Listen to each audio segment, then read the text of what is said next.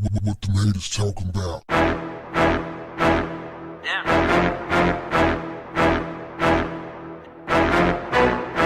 What's up, family?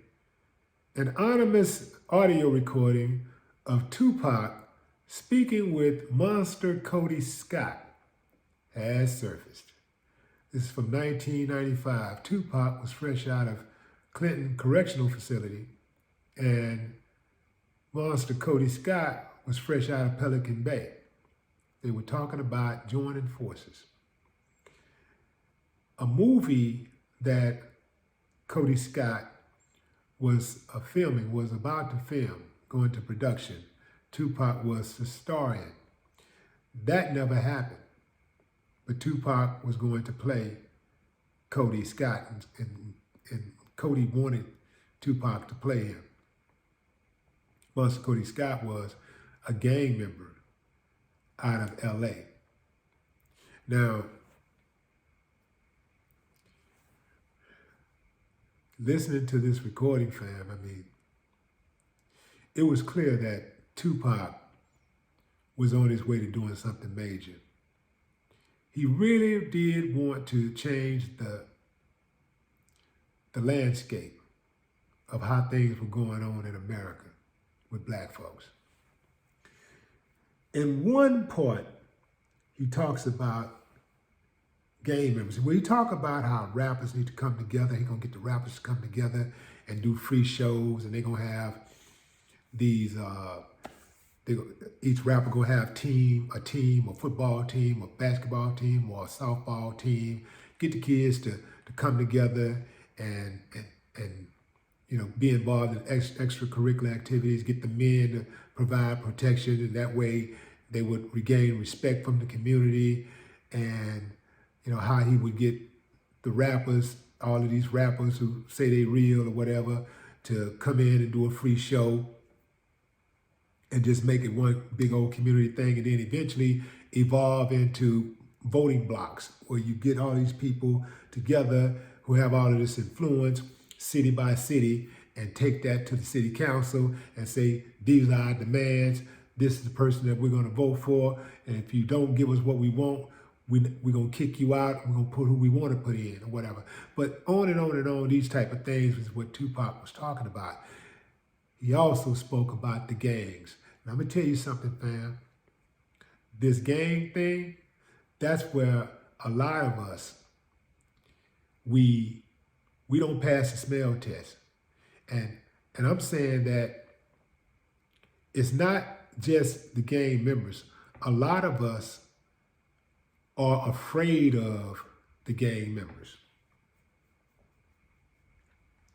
Pac said that he was in the area after Lil Yummy got killed. A little black kid was executed by gang members. This kid was young. I can't remember his age, but I know he was less than 12 years old. And they executed him. He was a gang member, and he had allegedly did some killing himself, but they executed him.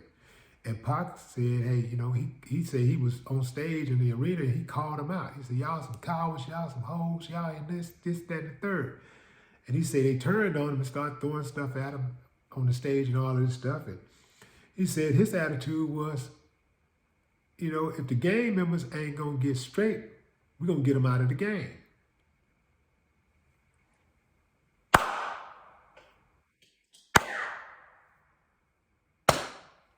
What's the use to having a gang if you ain't gonna put it to use for the betterment of your community, for the betterment of your people? What's the use? What's the purpose of the gang? Seriously, because the real gangsters that I know, they don't shoot up their neighborhoods. Their neighborhoods are very pristine and quiet and safe. You ever notice that? I'm talking about the real gangsters. We're talking about being a gangster, right? Real gangsters, as my man Larry Hoover put it back in 1996 on the Ghetto Boys Resurrection album, go to the polls. Real gangsters go to the polls. Real gangsters have relationships with the police, city council members, the politicians.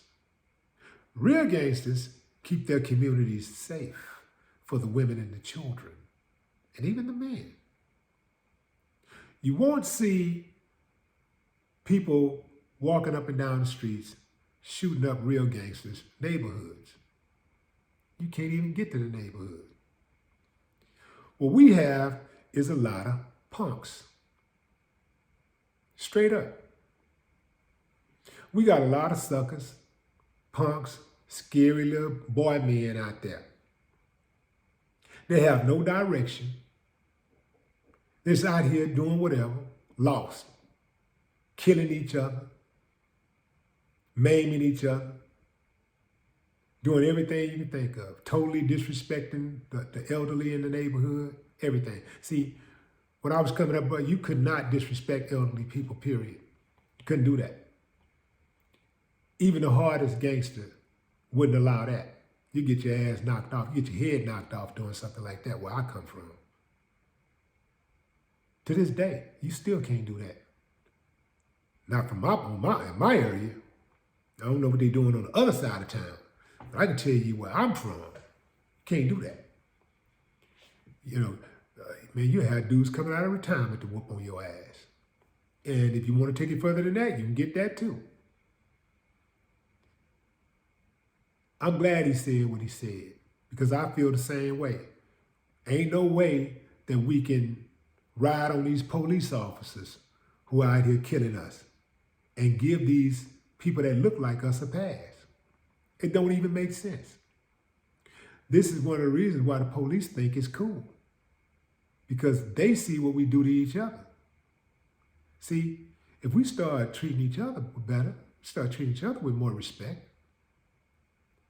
with more consideration, then that would trickle down.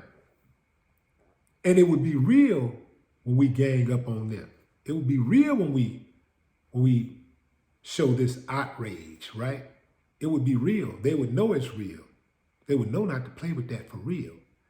Because once you get to a level where you understand that and you really fight for yours for real, you'll ride on your... See, we got to get to a point, we got to get on code where we ride on anybody that ride on us. You ride on a member of the community, the whole community ride on you. When we get to that point, then that's when you'll see the change. It takes the entire community. What's going on in Philly right now with all of those families out there being terrorized for them or one of their family members cooperating with the police because they saw something? People out there scared to death. Because they're black, they're supposed to live in fear? I don't know anybody who would just say voluntarily want to live in a state of fear. I don't know anybody like that.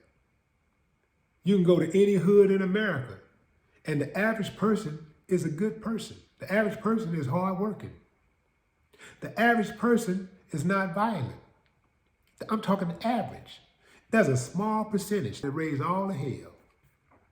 I know some people are not going to like what I'm saying, but I don't give a damn. I put the work in. I help to keep my neighborhood relatively safe. Yeah, we had our skirmishes, but we did not allow outsiders to come in and make our neighborhoods unsafe. We didn't allow people that were inside to be a terror. We didn't allow them to terrorize the neighborhood. We weren't scared to come outside or walk to the store. Yeah, could be an adventure from time to time, but that was rare. These dudes today, they're killing the children. They're killing the women. And they are slaughtering each other and making songs about it, calling themselves rappers. It's crazy out there, fam. So this is why I don't mind calling those suckers out, because you ain't gonna be able to call out the police who bring harm to us. You know, people who are outside of the community who bring harm to us.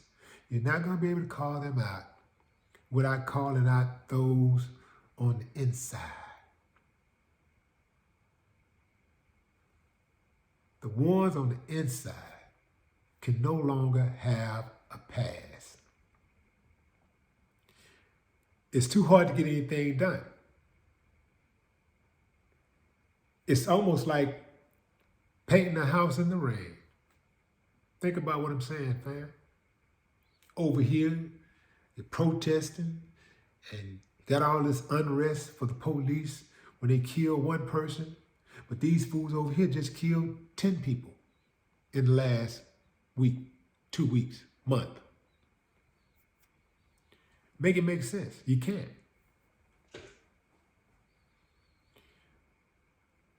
I feel like Kody Scott, in that phone conversation he had with PAC, Kody said, if you're not part of the solution, you're part of the problem. Now ask yourself, which one are you? No more talk. What them haters talking about?